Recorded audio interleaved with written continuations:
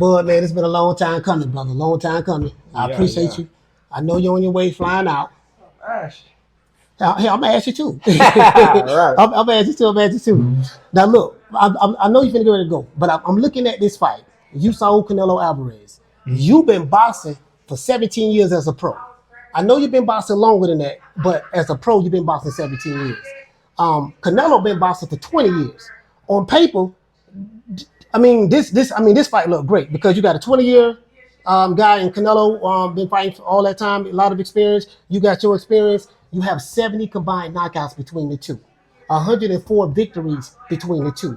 You 41 wins, 31 knockouts. Canelo got 67 fights, 65 wins or 63 wins, something like that, and he had 39 knockouts. What say you about that? Man, I think it's a great matchup. You know, Canelo come from a smaller weight, just like myself. Right. I think he's been winning off of pure skill and power, like myself. And I just think we match up well together. You know, the crazy part about it is Canelo been in the super middleweight division since 2018. That was the year, well, I think the year before that, you relinquished your titles when you became undisputed at 140 in 2017. The following year, 2018, you beat Jeff Horn for the WBO title. That same year, Canelo was in the super middleweight division. He's been there for 7 years. What make you feel like that you the one that's going to be there, go up there, beat this guy at a weight that he's been acclimated at fighting in? He's been fighting bigger guys, beating some bigger guys, lost to Floyd, lost to Dimitri Bivol, but yet and still, he has staying power in that division. What make you think you can be the one to go up there and do that? I just feel like I believe in my skills and my ability to adapt to any fighter. Just like he was able and successful in beating bigger guys, I look at myself as the same. I can go up and do the same. A lot of people, they write me off. They say, "Oh, well, there's never been a smaller guy beat a bigger guy that was both great in a weight class." Yeah, the big guy, the big guy, the skilled guy, big, always great guy. beat the smaller skilled guy. Yeah. So I'm just ready to prove everybody wrong. But see, this is the thing though, Bud. A lot of people feel you should not be in this position. Right. David Benavidez didn't get to fight with Canelo. You said yourself, and I didn't learn this, so I saw you on Shannon Sharp. Shout out to Club Shay Shay. But I saw you on Shannon Sharp where you said that Bill Haney was the one that put the idea in your head that you should fight Canelo. Is that true? Yeah, for sure. You know what I mean? Like, we really wasn't thinking about Canelo. Bill Haney was just like, man, forget Spence, because he knew Spence team. I wouldn't say Spence because he's the one that made the fight happen. Me and Spence. They really didn't want the fight to happen. I think they was trying to age me out, and as they see that it wasn't going in the right direction for them, they really just didn't want the fight for Spence. You mean Team Spence? Yeah. So Bill was just like, man, you need to just go out to Canelo. That's your Pacquiao fight. You need to go out to Canelo. He's not, crazy bigger than you. You can match up with him. You strong. You know how to box. I was just like, man, you're right. And then when there was talks about Spence beating me and him getting the Canelo fight, I'm like, hold up. You know what I mean? Like, Spence ain't gonna beat me, so I don't understand why they already premature, already like kind of walking him into his next fight with Canelo. So I'm just like, all right, well, shit, I want the Canelo fight. Since I beat him, let me get that fight. Let me see how, I'll match up with another great fighter. Since it's always, the discussion, oh, I don't fight nobody, or I'm fighting washed up fighters, or this and that. So now what they're gonna say? Canelo's never lost at 168. So what would be the excuse now? It's amazing you said that, because when you said that, I thought about the media, because over the years you have not gotten a fair shake from the media. But from what I've learned when I'm here interviewing different people, they said that you was very difficult in the past. You didn't want to deal with the media. You didn't want to do interviews. You didn't want to do this. Did you see why they I don't fuck with them. You know what I mean? They all fake. They all smile in your face, talk shit behind your back, talk shit behind, each other back, talk bad about each other, and then you expect me to sit here and fake the funk and give you an interview when you don't even like me, when you don't even like the person next to you. You know what I mean? You just dealing with them because y'all make money on content. It's amazing you say that because it's a lot of stuff that go on in the background that a lot of people don't know. You know the business of boxing. You've been involved in it knee deep. You got people who have YouTube channels. They feel that they don't like you in the past. They feel that they know more about the business of boxing, what you should be doing, taking advice, 60, 40, 70, 30, 80, 20. Take whatever we give you. Jamel Charlo made the famous line saying, shut up, be quiet, and do what he tell you. Mm-hmm. Had you listened to all the naysayers, do you think that you would be in the position that you in right now? Not at all. That's why I laugh because, everybody think they know it all. Everybody think they got it figured out and they know what's going on in somebody else's life or, somebody else's business. They don't know what they talking about. You know what I mean? Like for years, I was running from Spence. I was scared of Spence for years. They switched it and blamed me. I been champ before Spence even came on the scene. I already had a name in boxing. Now Spence had a great marketing team behind him that pushed him to the level of stardom, and I can definitely applaud his team for the things that they done for him. But just the fighters that I fought, when I fought them, it's like you don't get no credit for beating these guys because in their eyes, I'm just that much good. They just don't want to say I'm that good. They don't want to give me the credit and said, you so great, we knew you was gonna be him or you was supposed to be him. But at the time of me fighting these fighters, it was all he's too small for this fighter, or this guy's too experienced, or I don't think he's gonna beat this guy. He don't have a chin. It's all these excuses, before the fight, why they feel like I'm gonna lose. But come fight time, the whole script is changed. He was washed. He was this. He was damaged goods. He was this. He was that. It's cool. I'm at peace with it because hey, they don't make me sleep better at night. They don't put food on my table.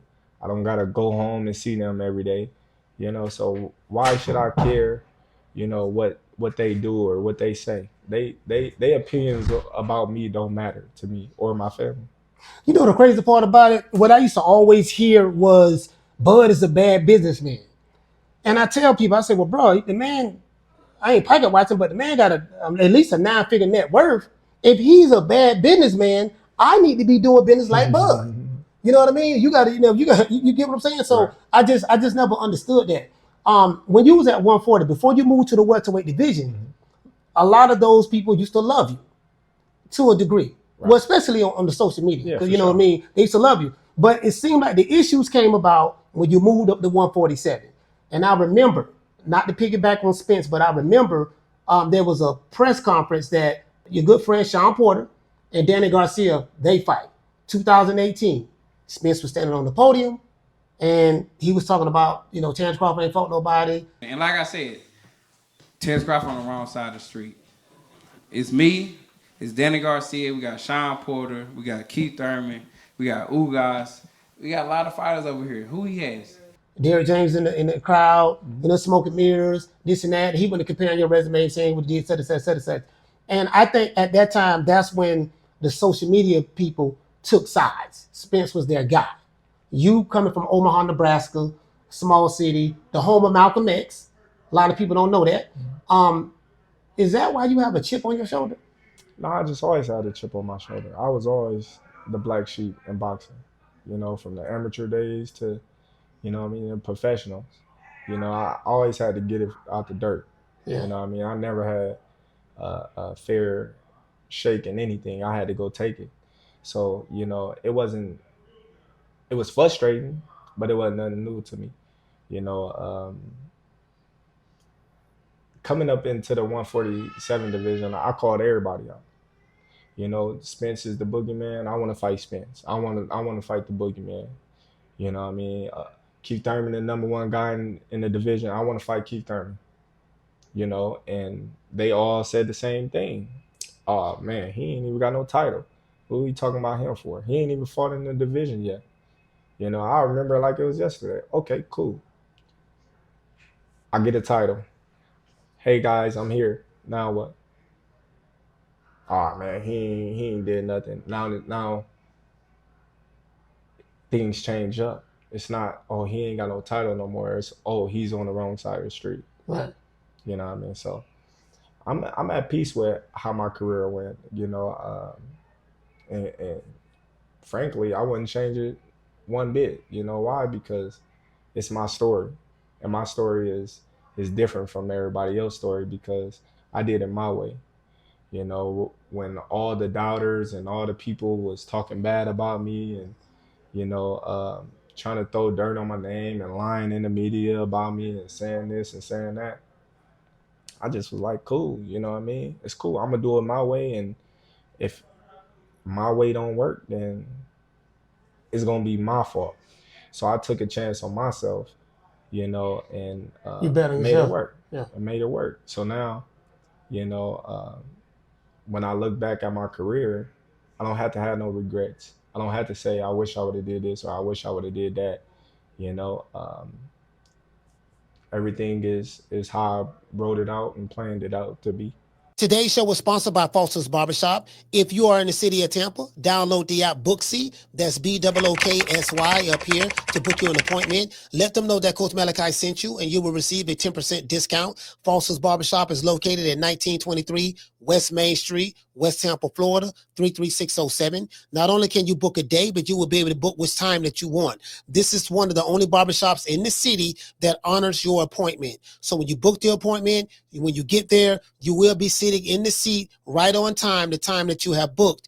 Just let them know that Coach Malachi sent you and you will receive a 10% discount. Timothy Bradley, I spoke to Tim. He did an interview on my show and he said that when he first met you, Cameron Dunkin was your manager.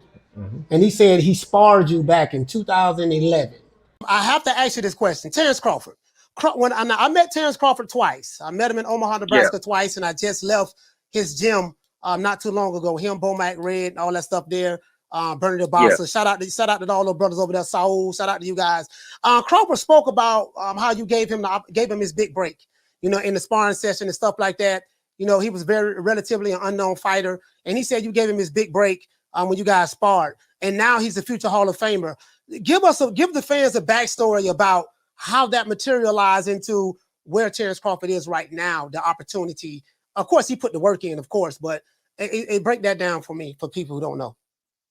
Well, first of all, I think I was getting ready for Devin Alexander, and then I had him for Pacquiao too. So I had him for two camps, but I was getting ready for Devin Alexander, and I was tip-top shape. I was sending everybody home. I was beating up everybody in the gym, sending them home.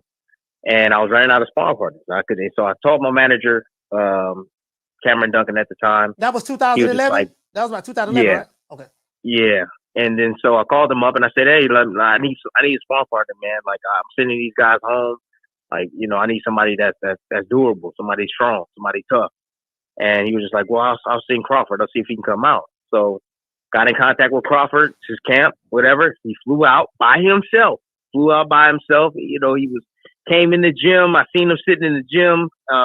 You know, he had these little plaits in his head, you know, very dark skin, you know, look kind of scrawny. He looked strong. You know what I'm saying? I already know, like, you know, certain builds. I'm like, yeah, he looks strong. Yeah. You know, very linky, quiet, didn't talk much, man. You know, he warmed up, got in the gym. We started working. We started sparring. And I was like, oh, my gosh. He was lighting me up. You know, every mistake I made, bing, bing, bing, bing, he was catching me, countering the shit out of me. And I was like, my gosh. So, that was 2011.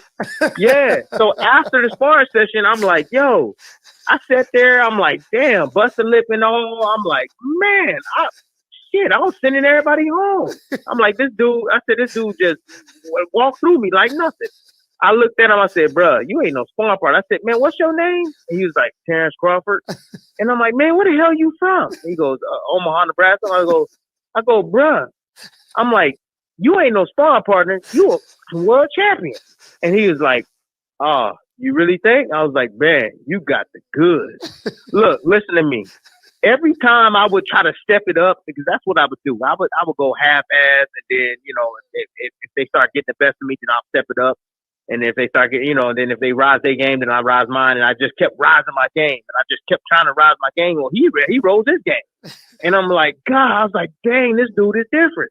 Like most guys would just crumble. Like, oh, you the champ, so I'm just gonna lay down. He didn't lay down at all. He didn't take it easy on me, and I said, oh my God. So it went from there. So I immediately after training, I took him back to his hotel, and better yet, he had no coach with him.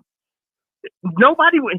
Literally, they were giving him water, and that was it. He didn't have a coach telling him what to do. My coach sure as hell wasn't telling him what to do, and he just figured it out. And I'm just like, what the hell going on here? So then I immediately like I left the gym, dropped him off at his hotel, at his room. Boom! I get on the phone, and I'm like, yo, I'm like Cameron. I'm like, yo, where does God come from? Cameron Dunkin? Like, what? Cameron Dunkin? Yeah, he goes, what, he's no good? You're going to send him home too? And I'm like, hell no. I was like, bro, when is this kid fighting? He was just like, what do you mean? I said, dude, what are you doing with him? And he was just like, well, nothing right now. He's kind of benched. He's, issues. He has issues outside of the ring. And so he's kind of benched. I'm like, bro, I was like, I'll buy him out his contract right now. He said, Terence Crawford whooped my ass. And I was shocked because we never heard that story. You ain't never say nothing about it to nobody. Right. But Tim revealed that. He said, bro, like around that time, I was a world champion. I was sending sparring partners home left and right. And he said that he told you after the sparring session, I think he said you had several. He said you beat him. He said that he told you ain't no sparring partner. Mm-hmm. How was that? Can you say, did that trigger something in you when you handled Tim the way you did at that time when he was kind of like that guy in his own realm? Did that tell you something about yourself? Well, I always had belief in myself, but it definitely gave me the confidence, I would say more confidence in my abilities, because around Omaha, everybody will always say, man, dude, you're going to be a world champion. You're going to be a world champion. Like, man, you cold, but it's Omaha. You know what I mean? Like, we got the whole world, you know what I mean, that we battling against. So I'll just always just be like, yeah, just take it in. But like going out there, and performing the way I performed against Tim Bradley, like, and him, just taking rides with me and talking to me and, putting me up on game and stuff like that. Like, I was just like, man, dang, like I just want to fight. And I wasn't getting no fights at that time. So we shared the same manager, and Bomac talked to Cameron, and Cameron didn't want to send me out there because he was like, he too small.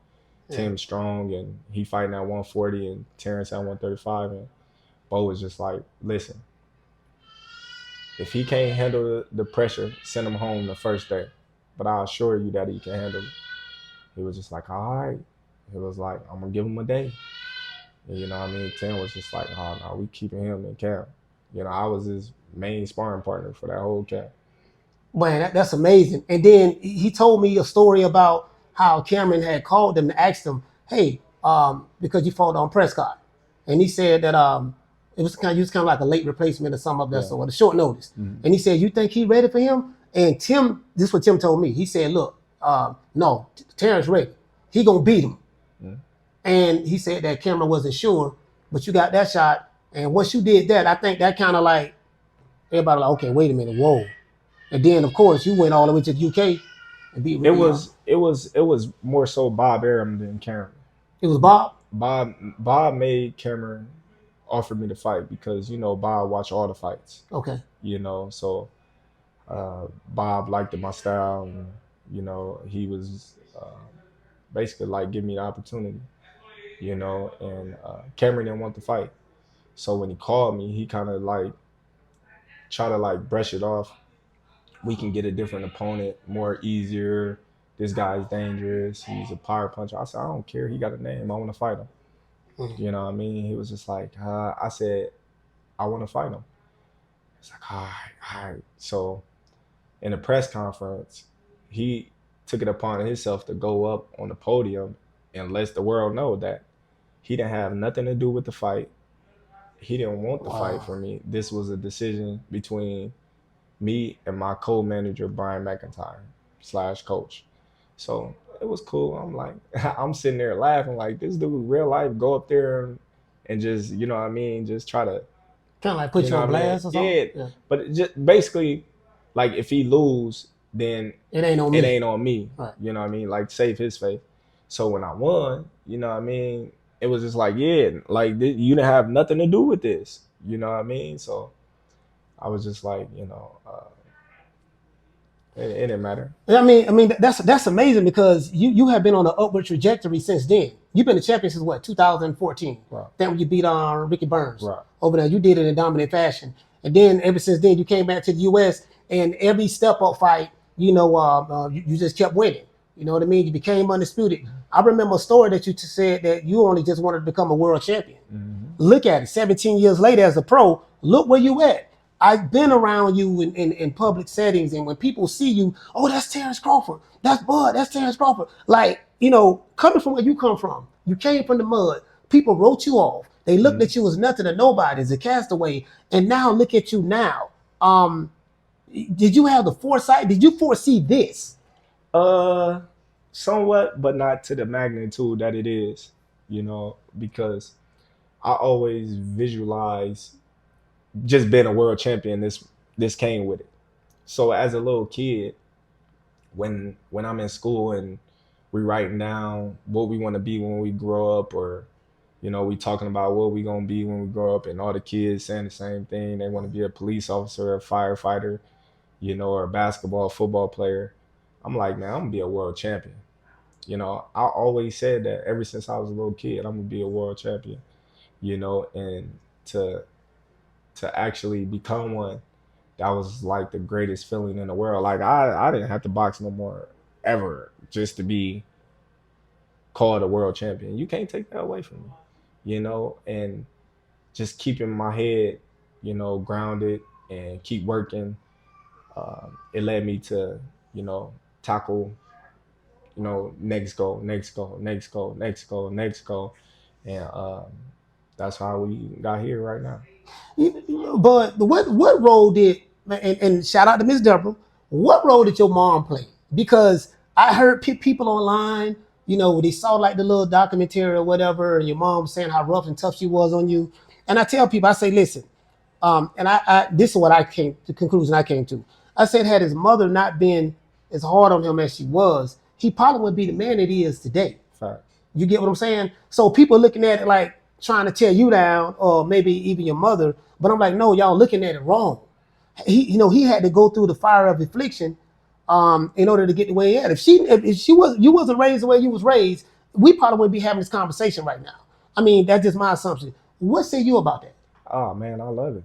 Like I said, my story, I wouldn't change it for nobody. I keep my story the way it is because my mom, she installed things in me that, nobody else could. It's like I'm unbreakable in my mind. I've been broke so many times by the women that I love the most in the world. Nothing else that you can do to me or say to me can break me, because, she made me unbreakable, at times. So it wasn't like she hated me or she was this. She was doing that because I didn't have my dad in my life. So she was doing that so I can work hard to prove her wrong. So when she say, oh, you gonna go out there and get your ass kicked, and like lit a fire, and she know that because she know her son, you gonna go get your ass kicked. My mom grew up, around boxing her whole life. My uncle, my dad, my grandpas, my uncle, my other uncles on both sides was boxers and wrestlers. So, she knew the triggers to poke at her son. So when I come home and I win, it's like she taking my belt, showing people. She You proud. know what I mean? Yeah, she proud. Yeah, you thought I was gonna lose, but if I lose by 1 point, or if I get robbed and she watched the fight and she like, yeah, they robbed you, but she'd be like, you should have knocked them out. Then they wouldn't have took it from you, and you still got your ass kicked. You didn't win. So that always let me know that I had to do more. I couldn't let it be close enough for them to take it from me. So then was precious moments that my mom was teaching me that I didn't understand at the time. So when I got older, it was just like, all right, you know, I'm losing right now, but that's not taken away from my focus. I can have all this stuff going on in my life, but when it's time to focus up and fight, this stuff don't matter. You know what I mean? Because I done been through way more stuff than that. You know, I'm locked in. I can be in a room full of chaos, and you know what I mean, people be like, man, how is you able to do all this? You know what I mean? And sit there, focus, and not be like, hey man, y'all get away. It's just because I grew up in that type of environment, so I'm comfortable in it. You know, it amazes me because I remember after you beat Spence, you had so much praise for him. And I knew the hell that you went through online. People calling you, people who hated you. They hated Top Rank Toby, you know, take what they give you, this and that, this and that. And it came from, you know, a lot of these people online chose sides. Our people. Yeah, our people chose sides, right? And, you know, and they said some of the most salacious things about a black man that you can say, you, yourself. But when you beat Spence that night, it sent shockwaves. Now, this was 2 years ago, but it sent shockwaves. And one part I remember about that fight, I thought you was losing that particular round. I think it was the 7th round maybe, because you dropped him the second time, and you backed up to the ropes, and I'm like, damn, Bud must have got tired. And it looked like Spence was getting off, but then I realized you was setting him up, and then when he opened up to throw the backhand, you came with a uppercut. You had your guard up right here.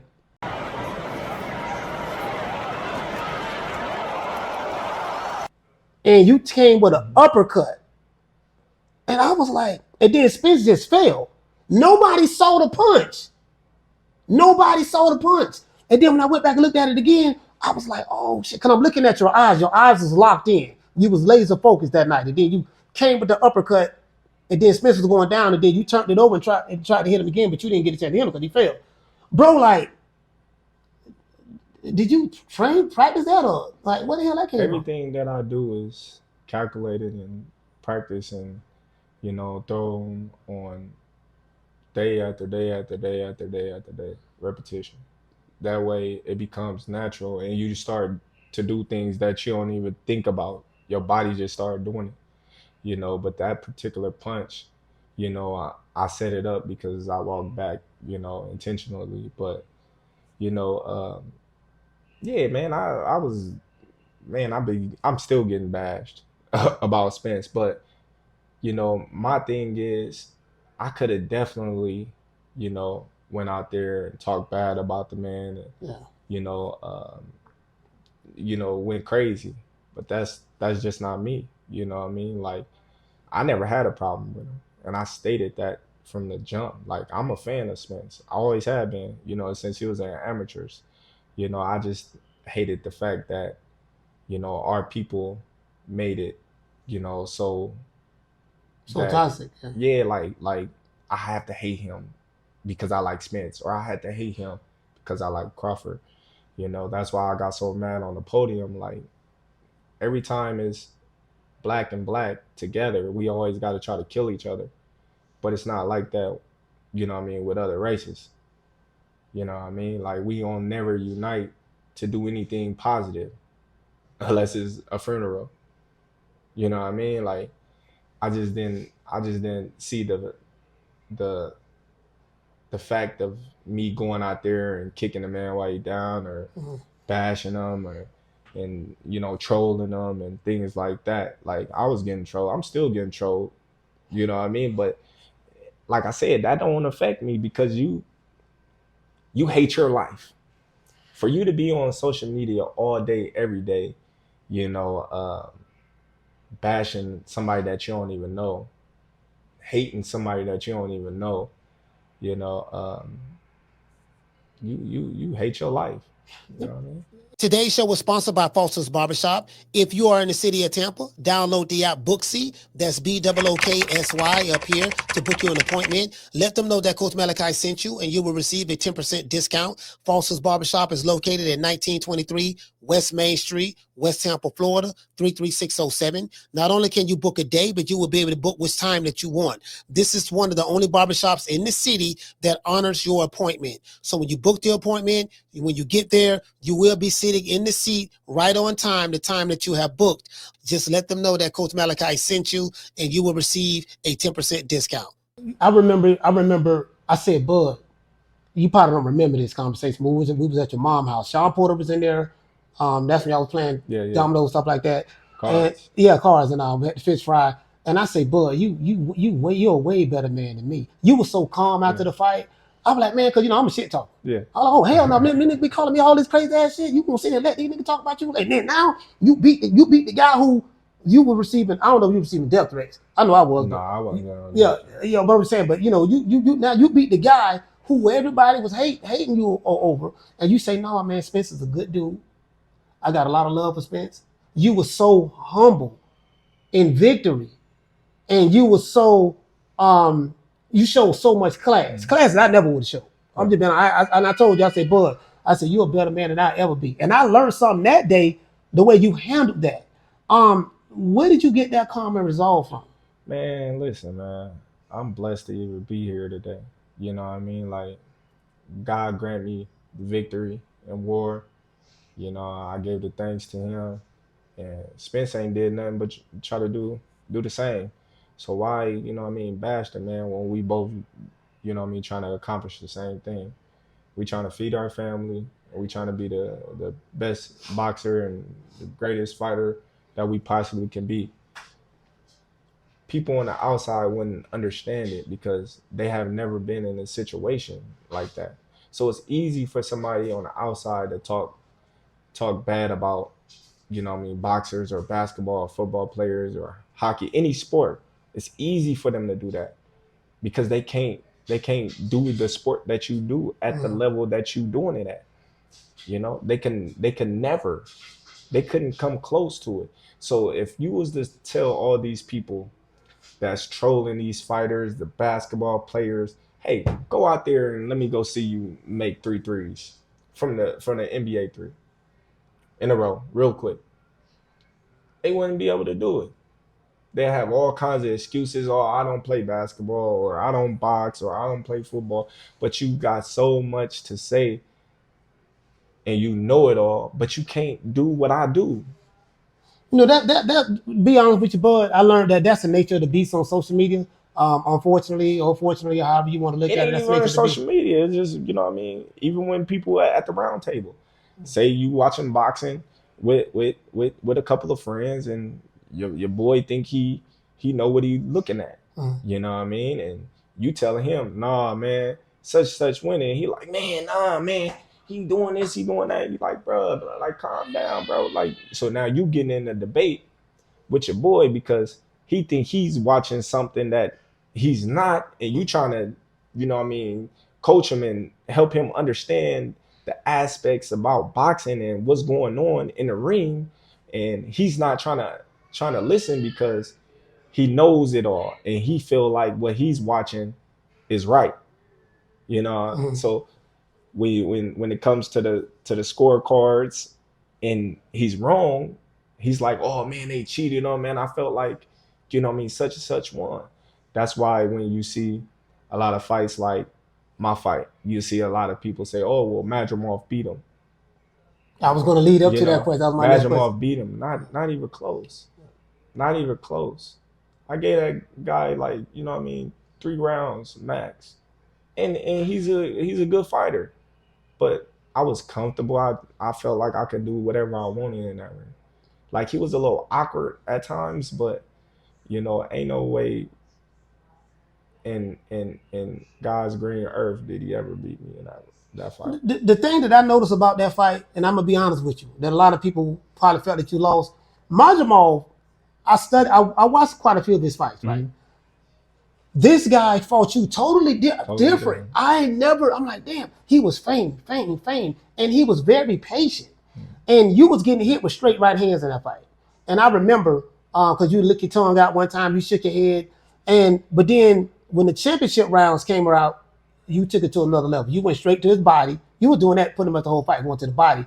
And then that 10th round, 11th round, 12th round, you really came with the separation. Some people were saying that, oh man, Bud a little old that fight. Like you say, some say that, oh man, he probably ain't really win. Or, now you talking about going up fighting Canelo and you ain't fought since you fought Majamov. Who you think you is, DJ Quick? You think you just gonna go and beat a guy, fight a guy? You got the nerve, the audacity to fight a guy who's pretty much the super middleweight king. He's a pound for pound fighter like yourself, 4-division world champion like yourself, 2-time undisputed like yourself, but you did it in 2 different divisions. If you were to beat Canelo this time, this fight coming up on September 13th, you will be 3-time undisputed. Like, Canelo is a different animal. He comes with pressure. He's not the biggest super middleweight. He's beating bigger guys. And it's kind of hard for some people to see, but damn, Bud ain't going to beat this dude.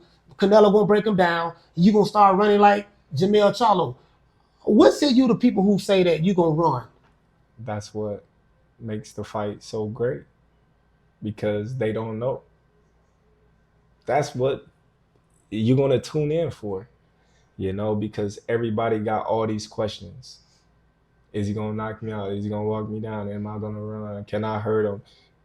Is he going to knock me out? Can I take his power? Am I old? That's why you tune in to the fight. All your answers and questions will be answered come September 13th. And that's the beauty of boxing. Nobody knows, because at any given Saturday, anything can happen in boxing. So that's why I just laugh and lick my chops at people that write me off and people that say things that makes me laugh. You like that. You like being challenged. You like proving the doubters wrong. I love it because I've been doing it my whole career, and I love the excuses on their face. I love the hurt. They face looks when they wrong. When they hate you so much, and all you do is win, and you win in great fashion, and you ain't cocky, you ain't boastful, you don't walk around with this big entourage, and you just real, and they just hate it because they want you to be something that you're not. They want you to be who they want you to be. So they hate that you yourself. They're projecting. You know what I mean? Yeah. They want you to wear what they want you to wear. They want you to have the girl that they want you to have. And when you do the opposite and do what you want, they don't like you. They say, oh, man, that dude, he got all that money, but man, he don't know how to dress. Or man, look at his girl, man, or look at this, or look at that. I don't like his hair. Man, you grown ass man, worried about what another grown ass man doing with his life, his time, what he's putting on. Like, I don't care about materialistic things. Like, that don't move me. I'm going to be me, whether anybody else in this world like it or not. I'm going to always be me. And I'm not going to never stop being me for nobody. A couple more questions, because I know you got to go. Turki Alalshikh. Yeah. Is he good for the sport of boxing? Great for the sport. Timothy Bradley don't like him. It don't matter what Tim like. It don't matter what Tim like. And I know that's the guy, but I'm just saying. That's my big bro. But yeah. In that sense, it don't matter what he likes. He's not fighting. But I could tell you one thing for sure. If Turki wasn't involved in boxing, none of them fights would have been made. Till this day, none of them fights would have ever happened. Is the money as good as they say it is? Man, listen, like I said before, none of them fights would have ever been made. Ever. Definitely not on pay-per-view.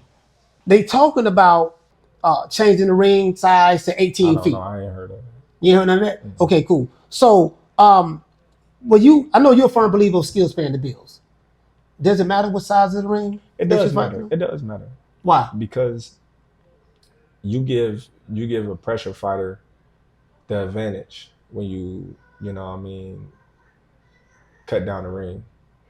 So a boxer, you know, we used to a natural, I mean, normal size ring. So for those who don't know, what's a normal size ring? You know what I mean? 20, what is it? 20 by 20, something around like that. Okay. So you cut it down to 18, that's a big difference, you know, but still ain't gonna matter. Okay. You know what I mean? It matters in some cases, but not all cases. Because, you know what I mean, some people still don't know how to cut off the ring. Right. so it don't even matter. Do you and Canelo got a good rapport? Like, there's no animosity between him. No, not at all. I ain't got no beef with Canelo. All right, but look, Bud, I know you finna get ready to go. Let everybody know what to expect. What can they expect from you from this point listen, forward? Y'all know what I always say. Expect fireworks from me. I'm coming to bring it. I'm looking forward to being the first, again, 3-time, 3-weight undisputed champion of the world. It always started with me. Just remember that. It started with me with the undisputed in the 4-belt era. I was 3rd, but before that, yeah, Bernard Hopkins and Jermaine Taylor. It was so long. People wasn't even talking about it. That's how long it was until I started talking about undisputed. I was the first to become two-time in 2 different weight class. I'm gonna be first to be 3-time in 3 different weight class. I gotta ask you this last one. Is this a cash out fight for you, Bud? Man, listen. Why everybody say it's a cash out fight for you fighting Canelo? You fighting Canelo. When people get in the ring with Canelo, you know how they fight. They freeze up. They be scared. So is it a cash out for him because he fighting Terence Crawford? He might might be a chair pick for him. So besides Floyd Mayweather, who is bigger than me? Somebody that he's fought from a name standpoint? Like name stature? Yeah. I don't think Triple G was bigger than me at the time. Some people might argue that. He probably had more backing because he was a knockout puncher. You know, but when you look at the records and the titles and the accomplishments, I don't think so. I don't know, but people might be looking at you like you being kind of arrogant and cocky right now. I ain't arrogant and cocky. I just think that, you know what I mean, at the time that he fought Canelo, I was in my mind I was bigger. I ain't being cocky. That's me being honest. All right. Well, Bud, look here, man. Thank you so much for taking the time out. I know you got to get ready to go to Saudi Arabia. Yeah. Much love, my brother. For sure. Thank you for watching this episode.